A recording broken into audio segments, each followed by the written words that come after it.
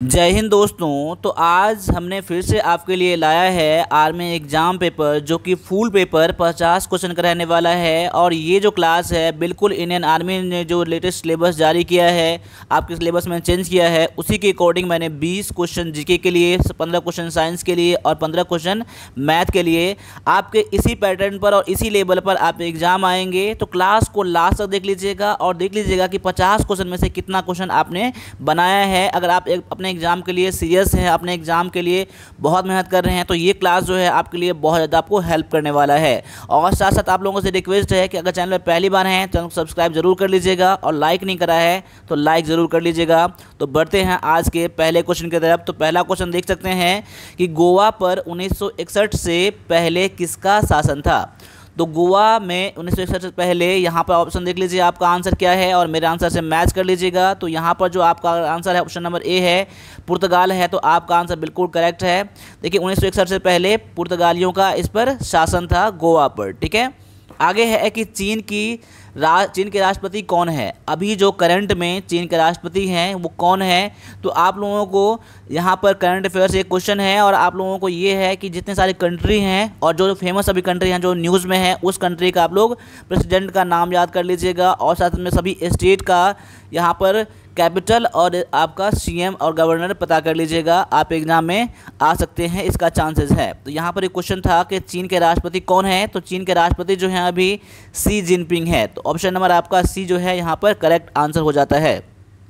आगे है कि टाइगर वुड्स का संबंध किससे है। तो टाइगर वुड्स का संबंध जो है यहाँ पर गोल्फ से है। ऑप्शन नंबर आपका ए करेक्ट आंसर है। और ये जो है एक अमेरिकी गोल्फ प्लेयर है। ठीक है ना, ऑप्शन नंबर आपका ए करेक्ट आंसर हो जाता है। और ये कहाँ पर है, कौन से देश से है, तो आप लोग याद रखिएगा ये जो है अमेरिका से संबंध रखता है। ठीक है, आगे है कि केरल का शास्त्रीय नृत्य कौन सा है। तो मैंने हमेशा हर क्लास में बताया है, जब भी मैंने क्वेश्चन लाया है, तो जितने सारे नृत्य हैं, डांसेस हैं, जितने सारे स्टेट के, वो आप ज़रूर याद कर लीजिएगा। आप एग्जाम में स्टैटिक जीके में आएंगे ही आएंगे। ठीक है ना, तो यहाँ पर देख लीजिए आपका आंसर क्या है। तो यहाँ पर है आपका answer option number A, Kathakali जो है केरल का शास्त्रीय नृत्य है। और ये भी आप पॉइंट याद कर लीजिए कि भांगड़ा जो है ये आपका पंजाब का है। ओडिसी जो है आपका, ये आपका उड़ीसा का है, नाम से ही पता चलता है। और कुचिपुड़ी जो है आपका आंध्र प्रदेश से है। कहाँ है, आंध्र प्रदेश से है। इसके अलावा और भी याद कर लीजिए यहाँ पर कन्फ्यूजन वाला, एक कथकली होता है, एक कथक होता है। क्या होता है, एक कथक होता है। तो कथक जो होता है वो यूपी का है, उत्तर प्रदेश का ये डांस है। तो इसको भी याद कर लीजिए आप लोग। और यहाँ पर कथकली और कथक दोनों अलग अलग हैं। ठीक है, इसके अलावा देखिए यहाँ पर केरल में एक और आपका शास्त्रीय नृत्य है आपका एक केरल में। तो केरल में आप ये भी याद रख लीजिएगा मोहिनी अट्टम, ये भी याद रखिएगा। ये जो है केरल से संबंध रखता है। ठीक है ना, और भारतनाट्यम जो है ना कहाँ से है, तो पता होगा आप लोगों को। भारतनाट्यम कहाँ से है, तो ये आपका तमिलनाडु से है। क्या है, तमिलनाडु से। ठीक ना, आगे आ जाइए। अगला क्वेश्चन है कि चंद्रमा पृथ्वी का क्या है। चंद्रमा जो है पृथ्वी का एक उपग्रह है। ऑप्शन नंबर आपका ए करेक्ट आंसर है। आगे है कि बांग्लादेश ने मुक्ति के लिए युद्ध किस वर्ष लड़ा था। तो बांग्लादेश ने मुक्ति के लिए युद्ध लड़ा था आपका 1971 में लड़ा था। तो बांग्लादेश के मुक्ति के लिए जो लड़ा गया था आपका युद्ध 1971 में, और ये युद्ध जो हुआ था ये आपका इंडिया और पाकिस्तान के बीच में हुआ था। इंडिया और पाकिस्तान के बीच में हुआ था युद्ध। ठीक ना, ये भी आप नोट कर लीजिएगा। आगे है किस देश ने पहली बार चंद्रमा पर मानव भेजा। तो किस देश ने पहली बार भेजा था, तो ये भेजा था अमेरिका ने। ठीक है ना, जहाँ पर आपने याद किया होगा सबसे पहली बार जो चंद्रमा पर गए थे वो कौन थे, तो अमेरिका के ही थे और वो नील आर्मस्ट्रांग थे। ठीक है ना, आगे क्वेश्चन है कि भारतीय सशस्त्र बल कितने प्रकार के होते हैं। यानी कि इंडियन आर्म फोर्स जो होता है वो कितने टाइप के होते हैं, तो ये 3 टाइप के होते हैं। तो पहला कौन सा होता है, ये होता है आपका इंडियन आर्मी होता है। ठीक है ना, आर्मी होता है। दूसरा क्या होता है, इंडियन, ठीक है ना, नेवी होता है। ठीक है ना, तीसरा क्या होता है, इंडियन एयरफोर्स होता है। ठीक है ना, ये आपका 3 आपके सशस्त्र आर्मी बल होते हैं। ठीक है ना, इंडिया के। आगे है कि विश्व का सबसे अधिक जनसंख्या वाला देश कौन सा है।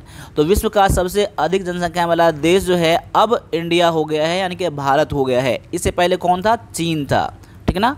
तो याद कर लीजिएगा, अभी अपडेट कर लीजिए, करंट में जो भारत जो है सबसे अधिक जनसंख्या वाला देश बन गया है। आगे है कि राष्ट्रीय रक्षा अकादमी किस स्थान पर है, यानी कि नेशनल डिफेंस एकेडमी, कई बार आपने एनडीए भी सुना होगा, इसी को कहा जाता है। तो ये जो है आपका कहाँ पर है, तो ये जो है आपका खड़गवासला में है। तो खड़गवासला कहाँ पर है, तो ये आपका पुणे में है। पुणे कहाँ है, तो महाराष्ट्र में है। कहाँ है, महाराष्ट्र में है, ठीक ना।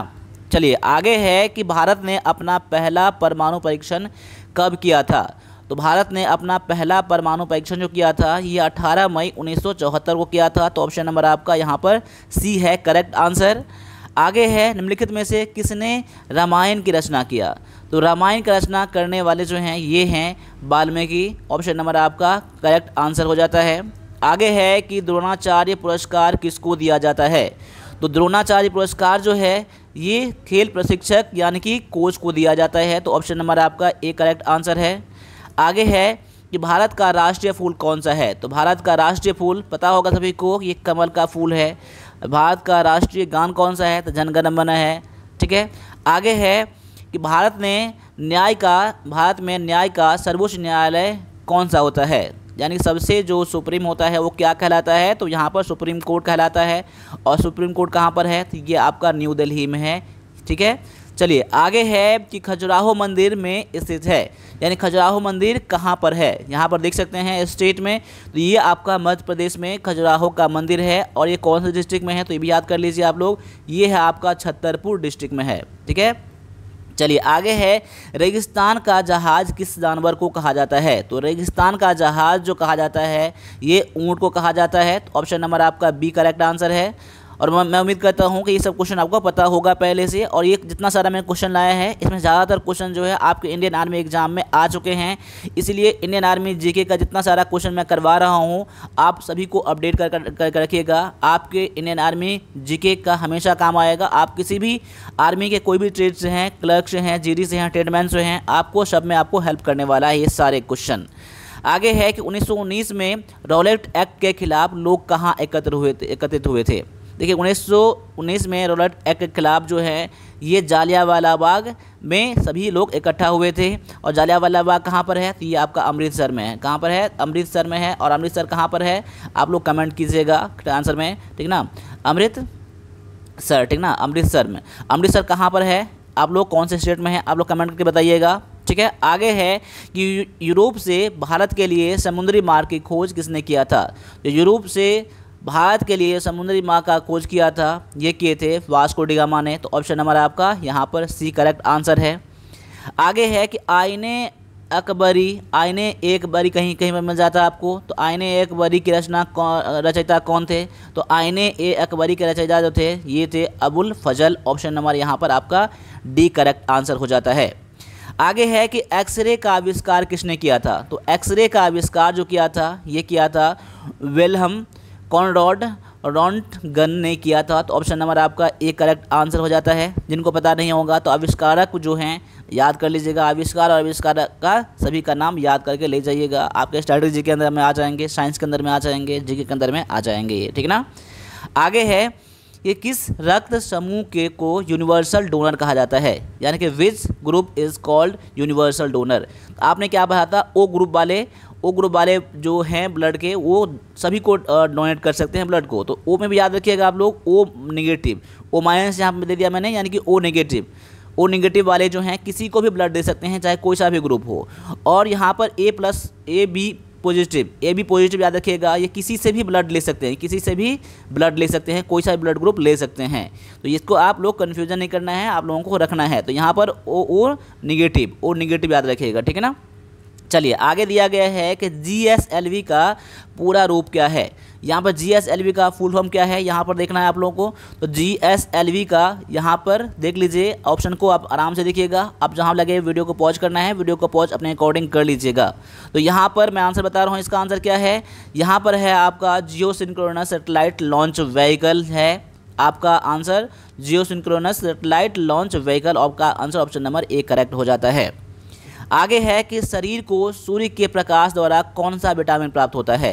तो हमारे शरीर को सूर्य से प्राप्त होने वाला विटामिन जो है ये विटामिन डी है। तो ऑप्शन नंबर आपका बी करेक्ट आंसर हो जाता है।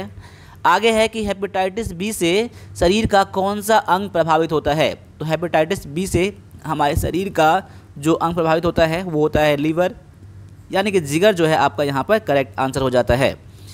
आगे है कि पौधे कार्बन डाइऑक्साइड को अंदर लेते हैं और छोड़ते हैं। देखिए पौधे जो खाना बनाता है, ठीक है, तो वहाँ पर देख सकते हैं, पता होगा आप लोगों को, कार्बन डाइऑक्साइड लेते हैं और ऑक्सीजन छोड़ते हैं, और हम लोग क्या करते हैं, ऑक्सीजन लेते हैं और कार्बन डाइऑक्साइड छोड़ते हैं। तो यहाँ पर पौधे के बारे में है, तो अंदर कार्बन डाइऑक्साइड अंदर लेते हैं और ऑक्सीजन को छोड़ते हैं। तो ऑप्शन नंबर आपका यहाँ पर सी करेक्ट आंसर हो जाता है। आगे है कि पृथ्वी कितने दिनों में सूर्य के चारों ओर एक चक्कर लगाती है। तो पृथ्वी जो है आपके एक चक्कर लगाने में पृथ्वी के 365 दिन लगता है, ठीक है। तो 365 दिन लगता है और आपके यहाँ पर अप्रॉक्स में दिया गया है, लेकिन एग्जैक्ट यहाँ नहीं पूछा गया है। तो ठीक है, तो यहाँ पर जो आपका एग्जैक्ट पूछेगा तो क्या हो जाएगा, 365 दिन और 8 घंटे और कुछ मिनट लगता है, ठीक है ना। तो वैसे आपका आंसर ऑप्शन नंबर यहाँ पर ए, ऐसे ही क्वेश्चन आपके एग्जाम में आएंगे। आगे है कि लैक्टोमीटर किसकी शुद्धता को मापता है। तो लैक्टोमीटर जो होता है ये दूध के शुद्धता को, यानी कि मिल्क की शुद्धता को मापता है। आगे पानी का उबलता तापमान कितना डिग्री सेल्सियस होता है। तो पानी का जो उबलने का जो तापमान होता है वो क्या होता है, 100 डिग्री सेल्सियस। तो आपका 100 डिग्री सेल्सियस आपका यहाँ पर करेक्ट आंसर है। आगे है निम्न में से कौन सा विटामिन रक्त के सामान्य थक्के के लिए आवश्यक है, यानी रक्त के थक्के बनने के लिए कौन से विटामिन की ज़रूरत होती है। तो ये विटामिन के की ज़रूरत होती है। तो ऑप्शन नंबर आपका डी करेक्ट आंसर है। आगे है कि मानव शरीर की सबसे बड़ी ग्रंथि कौन सी है। तो मानव शरीर की सबसे बड़ा ग्रंथि जो होता है ये होता है लीवर होता है। ऑप्शन नंबर आपका ए करेक्ट आंसर हो जाता है। आगे है कि एक कंपास की सुई हमेशा दिशा की ओर इशारा करती है, यानी कंपास में जितना भी कंपास में जो होता है एक ही आपका सुई होता है, वो किस दिशा की ओर हमेशा रहता है। तो ये रहता है आपका हमेशा नॉर्थ, यानी कि उत्तर की तरफ कंपास का जो आपका रहता है आपका निडल वो दिखाता रहता है। आगे है कि मानव शरीर में हड्डियों की संख्या कितनी होती हैं, यानी कुल 206 आपका हड्डी होता है। ऑप्शन नंबर आपका सी करेक्ट आंसर है। आगे है कि मस्तिष्क के किस भाग को छोटा मस्तिष्क कहा जाता है, यानी मस्तिष्क के कौन से पोर्शन को क्या लिटिल ब्रेन कहा जाता है। ये कहा जाता है सेरिबेलम को कहा जाता है। ऑप्शन नंबर आपका सी करेक्ट आंसर है। यहाँ पर सेरिबेलम और सेरिब्रम में कंफ्यूज नहीं करना है। तो यहाँ पर आपका आंसर जो है ऑप्शन नंबर यहाँ पर सी आंसर हो जाता है। आगे है कि मानव आँखों की रेटिना पर बनने वाली छवि कैसा होता है, यानी कि हमारे आँखों पर जब कोई भी वस्तु का छवि बनता है, इमेज बनता है, तो कैसा बनता है। तो यहाँ पर ऑप्शन देख लीजिएगा और ऑप्शन को ठीक से पढ़ के आंसर दीजिएगा आप लोग यहाँ, क्योंकि यहाँ पर आपका आंसर जो थोड़ा रहता है सिमिलर रहता है, एक दो वर्ड का यहाँ पर डिफरेंस रहता है, ठीक है ना। आपको आंसर पता भी रहेगा लेकिन ऑप्शन गलती चुन लेंगे तो इसका कोई फ़ायदा नहीं होगा। तो यहाँ पर आपका आंसर ऑप्शन नंबर डी है, वास्तविक और उल्टी। तो बिल्कुल आपका आंसर 100% करेक्ट है। अब आगे आ जाइए यहाँ पर। अब 15 क्वेश्चन आपके लिए मैथ के मिलेंगे आपको, और मैथ का क्वेश्चन ऐसा है जो आप अधिकतर क्वेश्चन बना सकते हैं। तो यहाँ पर आप एग्जाम के लेवल में ही क्वेश्चन है और आप एग्जाम में आए हुए क्वेश्चन है, इसलिए एक एक क्वेश्चन को आप लोग आंसर कीजिएगा। तो क्वेश्चन यहाँ पर क्या है कि 90 डिग्री से अधिक के कोण को क्या कहा जाता है। 90 डिग्री से अधिक कोण को कहा जाता है अधिक कोण कहा जाता है। क्या कहा जाता है, ऑब्ट्यूज एंगल कहा जाता है। और 90 डिग्री से जो कम रहता है उसको क्या कहते हैं हम लोग, एक्यूट एंगल, यानी कि न्यून कोण कहते हैं उसको, ये भी याद रख लीजिएगा। और राइट एंगल किसको कहते हैं, जो 90 डिग्री का होता है, ठीक है ना। यानी कि आपको तीनों चीज़ के बारे में पता होना चाहिए, ठीक है ना। चलिए आगे है कि एक वर्ग का प्रत्येक कोण क्या होता है। देखिए यहाँ पर वर्ग जो होता है ना, वर्ग में सभी भुजा क्या होता है, बराबर होता है। और सभी भुजा बराबर होने पर सभी का कोण कितना होता है, 90 डिग्री का होता है। क्या होता है, सभी का कोण कितना होता है, 90 डिग्री का। तो आपका आंसर क्या हो जाएगा, 90 डिग्री। आपका आंसर ऑप्शन नंबर यहाँ पर बी करेक्ट हो जाएगा। आगे है कि गुणनखंड करना है एक्स स्क्वायर प्लस माफ कीजिएगा यहाँ पर एक्स स्क्वायर माइनस में 5x प्लस में 6। तो यहाँ पर देख लीजिए, इसको गुणनखंड करिए। अब देखिए यहाँ पर 6 और x गुना करेंगे कितना हो जाता है, 6x स्क्वायर हो जाता है ना। अब दो संख्या ऐसा ढूंढिए कि दोनों को गुना करने पर आपका 6 आ जाए और जोड़ने या घटाने पर 5 आ जाए। तो देखिए यहाँ पर 3 और 2 ना, 3 और 2, 3 2 गुना करेंगे तो कितना आ जाएगा, 6 आ जाएगा। और 3 और 2 को जोड़ेंगे यहाँ पर कितना आ जाएगा आपका, 5 आ जाएगा। तो 3 और 2 ही लेना पड़ेगा आपको। तो हम क्या करेंगे यहाँ पर एक्स स्क्वायर माइनस में 3x और माइनस में 2x और प्लस में 6 करना पड़ेगा हमें, ठीक है ना। अब देखिए -3 और -2 कितना हो जाएगा, 5 हो जाएगा ना, -5। अब देखिए इसको और इसको अलग कर लिए, दो पार्ट में कर लीजिए। इस दोनों में कॉमन क्या है, इस दोनों में x कॉमन है, तो x में से एक x निकालेंगे तो एक x बच जाएगा, और इसमें से x निकालेंगे कितना, 3 बच जाएगा ना, तो -3 हो जाएगा। इसमें से आप 2 को कॉमन कर लीजिए, इसमें से 2 को कॉमन करेंगे तो कितना बचाइए, ये x बच जाएगा, और यहाँ पर प्लस है तो यहाँ पर माइनस देना पड़ेगा, तो माइनस माइनस तब ना यहाँ प्लस होगा ना, यहाँ पर 3 करना पड़ेगा, 2 3 6। तो आपका देखिए ये दोनों बराबर है ना, एक तो आपका हो जाएगा x -3 हो जाएगा, दूसरा क्या बन जाएगा, एक x ये वाला बच जाएगा, और ये आप 2 वाला ये बच जाएगा, तो x -2 आपका यहाँ पर आंसर हो जाएगा। तो x -3 और x -2 किस में दिया गया है, तो ऑप्शन नंबर आपका ए में दिया गया है, तो आपका answer option number A correct यहाँ पर आंसर हो जाता है। आगे है कि 1534 में कौन सी न्यूनतम संख्या जोड़ी जानी चाहिए ताकि वह 31 के बिल्कुल विभाज्य हो जाए, यानी कि 1534 में कौन सी संख्या को जोड़ेंगे तो 31 से पूरा कट जाएगा ये। तो आप क्या करिए, इतना में से 31 से भाग लगा दीजिए, 31 से भाग लगाएंगे कितना लग जाएगा, 5 से लगेगा नहीं, 4 से लगेगा, 4 का 4 4 या 12 इतना हो जाएगा, घटा लीजिए यहाँ पर 9 और यहाँ पर हो जाएगा 2, अब यहाँ पर हो जाएगा 4। अब देखिए यहाँ पर क्या लगाना पड़ेगा, 9 से लगाएंगे ना, तो 9 से लगाएंगे तो 9 से लग जाएगा, 9 से लगाएंगे तो 9 का 9, 9 या 27, अब घटा कितना आ जाएगा 5, और ये बच जाएगा आपका 1 15 बच जाएगा। देखिए अब शेष कितना बच गया, 15 ना, आपका रिमाइंडर कितना बच गया 15, अब भाग लगाएं 31 से, तो 31 में से आप 15 को कम कर दीजिए, यही आपका आंसर हो जाएगा, यानी कि घटा के 16 हो जाएगा। यानी कि इस संख्या में अगर 16 और होता है ना तो ये 15 शेष बचता ही नहीं ना, ठीक है ना, तो आपको जितना शेष आ जाएगा ना तो इस नंबर से आप घटा दीजिएगा, यही आपका आंसर ऑप्शन नंबर ये बी में दिया गया है। अब अगले क्वेश्चन को भी कीजिए आप लोग। तो अगला क्वेश्चन में क्या कह रहा है, पहले क्वेश्चन को गौर से पढ़ लीजिएगा। उस संख्या का पता लगाएं यदि इसमें 6 जोड़ा जाते हैं तो यह इतना इतना इतना से विभाज्य हो जाता है, यानी कि अगर उस संख्या का आपको फाइंड करना है जो कि 27 36 63 और 108 से पूरा कट जाए 6 जोड़ने के बाद, तो इस कंडीशन में मुझे क्या करना पड़ेगा, इसका मुझे एलसीएम निकालना पड़ेगा, इसका मुझे एलसीएम निकालना पड़ेगा। तो एलसीएम निकाल लीजिएगा आप लोग, ठीक ना। एलसीएम कैसे निकालेंगे आप लोग, तो मैं यहाँ बता देता हूँ आपको। यहाँ पर जितना आपको एलसीएम आएगा ना, ऐसे देखिए पहले 2 से लगाएंगे फिर 3 से लगाएंगे, ऐसे करके आपको यहाँ पर टोटल आपका एलसीएम कितना आ जाएगा, 756 आ जाएगा। आपका कितना आ जाएगा, 756 आ जाएगा। इसका एलसीएम निकालेंगे ना तो आपका 756 आ जाएगा। तो 756 आ जाएगा, तो जितना एलसीएम आएगा उसमें से क्या करेंगे आप लोग, 756 में से जितना 6 जोड़ने पर ना तो 6 को घटा देंगे, यानी कि 750 आपका यहाँ पर करेक्ट आंसर आ जाएगा, ऑप्शन नंबर आपका डी में, ठीक है ना। इसको सॉल्व करके आप लोग देख लीजिएगा, ठीक है ना। एलसीएम इसका आ जाएगा 756, और 756 में से जितना संख्या बोल रहा है जोड़ नहीं करना, तो यहाँ पर उतना में से घटा दीजिएगा, यही आपका आंसर रहेगा। आगे है कि एक व्यक्ति की आयु उसके बेटे की आयु से 10 गुना है। एक व्यक्ति की आयु उसके बेटे की आयु से 10 गुना है, तो 4 वर्ष के बाद उसकी आयु उसके बेटे की आयु से 4 गुना हो जाती है, तो फिर पिता की आयु कितना है। देखिए ये वर्ड प्रॉब्लम है, आपको ऐसे क्वेश्चन को दोबारा पढ़ना पड़ता है अगर समझ नहीं आए तो। यहाँ पर क्वेश्चन देखिए कौन से पढ़िए, मैं बता रहा हूँ आपको। एक व्यक्ति की आयु उसके बेटे से 10 गुना है, मैं मान लेता हूँ कि सन का एज कितना है तो x है, तो फादर का एज कितना हो जाएगा, तो फादर का एज कितना हो जाएगा, यहाँ पर 10x हो जाएगा ना, क्योंकि इससे 10 गुना अधिक है ना। अब देखिए यहाँ पर 4 वर्ष के बाद, तो 4 वर्ष में क्या बेटे का भी एज बढ़ेगा और पिता का भी एज बढ़ेगा। तो मैं करता हूँ यहाँ पर 10x बराबर में यहाँ पर x कर देता हूँ, यानी कि पिता की आयु और बेटे की आयु दोनों मैंने बराबर कर दिया। अब 4 साल बाद कह रहा है ना, तो 4 साल बाद इसमें भी हो जाएगा और 4 साल बाद इसमें भी हो जाएगा, ठीक है ना। उसकी आयु बेटी की आयु से 4 गुना हो जाएगा। इसका जो आयु है बेटे की आयु की 4 गुना हो जाएगा। तो 4 साल तो मैंने कर दिया, तो अब 4 गुना ये हो चुका है ना, इससे अधिक है ना, लेकिन बीच में मैंने क्या बराबर रखा है ना।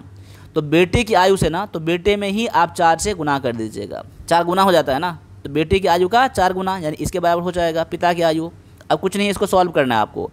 देखिए 10x प्लस में 4 बराबर में कितना हो जाएगा, 4x प्लस में 16। अब x बराबर 1 जगह कर लीजिए। अब मैं इसको यहाँ इसको लाऊंगा और इसको मैं यहाँ कर दूंगा, तो 10x में से 4x घट जाएगा ना, तो कितना बच जाएगा, 6x बच जाएगा। और यहाँ पर 16 यहाँ पर है, ये प्लस में है, माइनस में इस तरह आ जाएगा, तो 16 में से 4 जाएगा, कितना बच जाएगा, 12 बच जाएगा।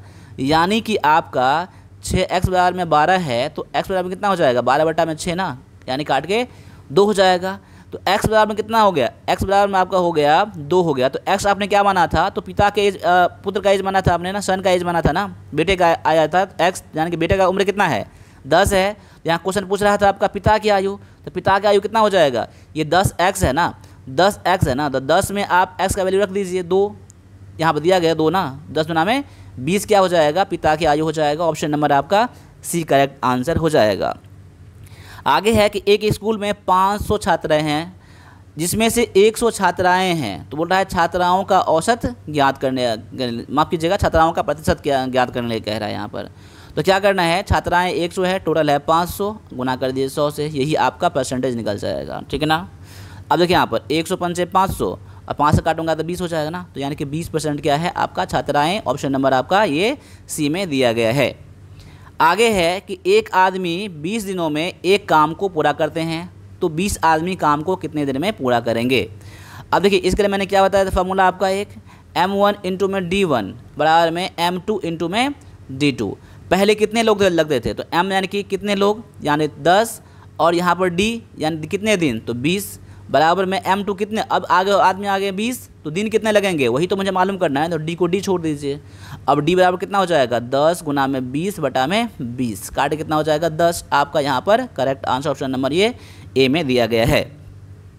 आगे है कि यदि 3 वर्ष में 5% की वार्षिक दर से साधारण ब्याज 180 रुपया है, तो मूलधन ज्ञात करने लिए कह रहा है आपको। यहाँ पर साधारण ब्याज मुझे कितना दिया गया, SI मुझे कितना दिया गया, 180 दिया गया है। रेट आपका दिया गया है आपका 5%, ठीक है ना।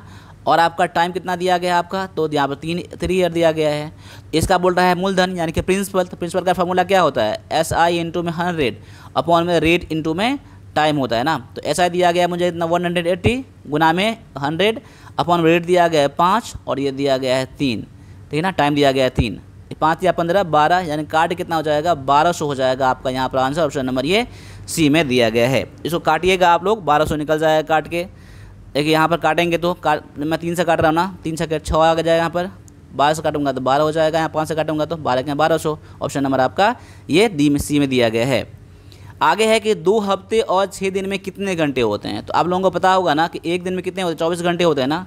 तो 2 हफ्ते में कितने दिन होते हैं, यानी कि 2 गुना में 7 कर लीजिए प्लस में 6 कर लीजिए, यानी 7 गुना में 14 प्लस में 6 यानी कि 20, यानी कि 20 डे हो गया ना।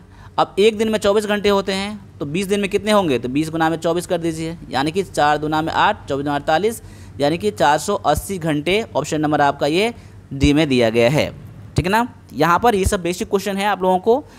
आगे है कि 3x प्लस 10 बराबर में 52 है, तो x का मान कितना है, तो 3x प्लस में 10 बराबर में 52, यानी कि 3x बराबर में 52 माइनस में 10 हो जाएगा ना। इसको आप इस तरफ करेंगे तो अब प्लस में है तो इस तरफ माइनस में आ जाएगा ना। तो 3x बराबर कितना हो जाएगा, यहाँ पर हो जाएगा 42 और x बराबर कितना हो जाएगा 42 बटा में 3। अब काटेंगे कितना हो जाएगा 14। तो ऑप्शन नंबर आपका ये डी में दिया गया है। आगे है कि 5:6 के अनुपात में 2 संख्याएं यदि उनका HCF 4 है तो LCM कितना होगा। देखिए अनुपात दिया गया है 5:6 ना, तो मैं मान लूँगा संख्याएं क्या क्या मान लूँगा, यहाँ मान लूँगा मैं नंबर्स कितना हो जाएगा, ये हो जाएगा 5x और दूसरा कितना हो जाएगा 5x एंड आपका दूसरा हो जाएगा 6x। तो 5x और 6x का LCM कितना होगा, LCM हो जाएगा आपका 30x LCM हो जाएगा। 5 और 6 का LCM कितना होता है 30 होता है ना, तो 30x आपका LCM हो जाएगा। तो फार्मूला क्या होता है, पहली संख्या गुना में दूसरी संख्या बराबर में LCM गुना में HCF। तो इसी फार्मूला पर लेता हूँ मैं। तो पहला संख्या दिया गया है 5x, दूसरा दिया गया है 6x और LCM कितना दिया गया है आपका 30x और HCF कितना दिया गया है मुझे, तो यहाँ पर दिया गया है 4, तो 4 कर लीजिए। यानी कि पहली संख्या गुना में दूसरी संख्या बराबर में LCM इंटू में HCF, ये फार्मूला होता है, ठीक है ना। अब देखिए यहाँ पर काटिए, यहाँ पर x से x कट जाएगा आपका, 6 से काटूंगा तो 6 पंचे 30, 5 से काटूंगा तो 5 कट गया, इधर बच गया x, इधर बच गया 4, यानी x का वैल्यू कितना हो गया 4 हो गया ना। अब x का वैल्यू 4 आ गया तो बोल रहा है आपको LCM कितना होगा। देखिए तो LCM बराबर कितना होता है, LCM में आपने 30 निकाला था ना, 30x ना, तो 30x, तो 30 और x वैल्यू कितना आ गया 4 आ गया ना, तो यहाँ पर 4 से गुना कर दीजिए यहाँ पर, तो 4 या 12 120 हो जाएगा आपका यहाँ पर आंसर। ऑप्शन नंबर ये ए में दिया गया है। ये बिल्कुल आसान सा क्वेश्चन है, लेकिन बस समझना पड़ेगा आपको कैसे मैंने बनाया है इस चीज़ को, ठीक है ना। एक फार्मूला आपका यहाँ पर ये था, पहली संख्या गुना में दूसरी संख्या बराबर में LCM गुना में HCF, ये फार्मूला होता है। आगे आ जाइए, अगला क्वेश्चन दिया गया है कि एक घर को 1100 रुपये में बेचने पर ए को 10% का लाभ हुआ, तो घर का लागत मूल्य कितना है। यानी आपको यहाँ पर सेलिंग प्राइस दिया गया है 1100, ठीक है ना, और आपका प्रॉफिट परसेंट दिया गया कितना 10% दिया गया है। तो इसका कॉस्ट प्राइस निकालना पड़ेगा। तो कॉस्ट प्राइस का फॉर्मूला क्या होता है, सेलिंग प्राइस इंटू में 100 अपॉन में 100 प्लस में प्रॉफिट परसेंट, ठीक ना। यानी कि आपको सेलिंग प्राइस दिया गया है 1100 इंटू में 100 बटा में 100 प्लस में आपका 10, यानी कि 1100 गुना में 100 बटा में 110 हो जाएगा आपका। यहाँ काट के 0 कट जाएगा, 11 यानी काट के 1000 आपका आ जाएगा यहाँ पर। ऑप्शन नंबर ये आपका दिया गया है सी में।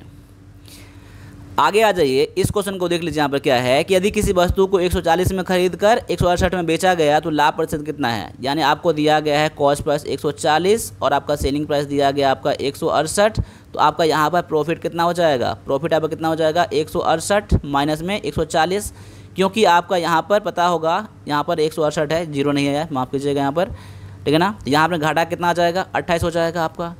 तो प्रॉफिट परसेंट पूछ रहा है ना, तो प्रॉफिट परसेंट का फॉर्मूला क्या होता है आपका, प्रॉफिट बटा में कॉस्ट प्राइस इंटू में 100 होता है ना, ठीक है ना। तो यानी कि प्रॉफिट दिया गया आपका 28, कॉस्ट प्राइस दिया गया आपका कितना, तो यहाँ पर 140 इंटू में 100, 28 पंच 140, 28 पंच 140, 5 से काटूंगा तो हो जाएगा 20, यानी कि 20% हो जाएगा इसका प्रॉफिट। ऑप्शन नंबर ये डी में दिया गया है।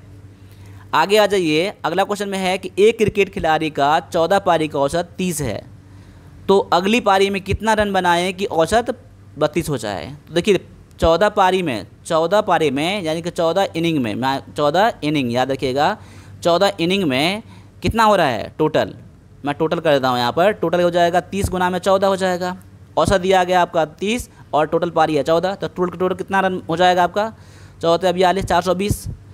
अब अगला पारी खेलेगा, यानी कि 15 पारी है ना, 15 पारी में 15 इनिंग्स में कितना हो जाएगा आपका, 15 इनिंग्स में टोटल कितना हो जाएगा, तो 15 गुना में अब औसत कितना 32 है ना, 32 दिया गया है, यानी कि आपका हो जाएगा ये 15 गुना में 30, 15 या 45 और 3 48 480। और 15 पारी में इतना रन होना चाहिए, यानी कितना बढ़ गया आपका, वो बोल रहा है ना औसत अगर 32 होगा ना 15 पारी में तो कितना बढ़ गया, तो 480 में से आप 420 कम कर दीजिए, यानी घटा के 60 आ जाएगा आपका। तो ऑप्शन नंबर आपका सी करेक्ट आंसर हो जाएगा, ठीक है। तो अभी मैंने 50 क्वेश्चन करवाया है और आप एग्ज़ाम के लेवल में बिल्कुल 100% है। आप इस क्वेश्चन में से अगर आपने 40 से 45 क्वेश्चन कर लिया है, ठीक है, तो आपका लेवल जो है ना ठीक ठाक लेवल पर है, ठीक है ना। तो आप ऐसे ही प्रैक्टिस करते रहिए अपने एग्ज़ाम के लिए, आपके हर एग्ज़ाम में ये काम आने वाला है, ठीक है ना। बस क्लास को लास्ट तक देखिएगा और अभी तक आपने सब्सक्राइब नहीं किया सब्सक्राइब करिए, इससे हम लोगों का मोटिवेशन बढ़ता है, ठीक है ना। और अपने दोस्तों को भी ज़रूर शेयर करिएगा। मिलते हैं अगले क्लास में, तब तक के लिए सभी से एक बार फिर से जय हिंद जय भारत।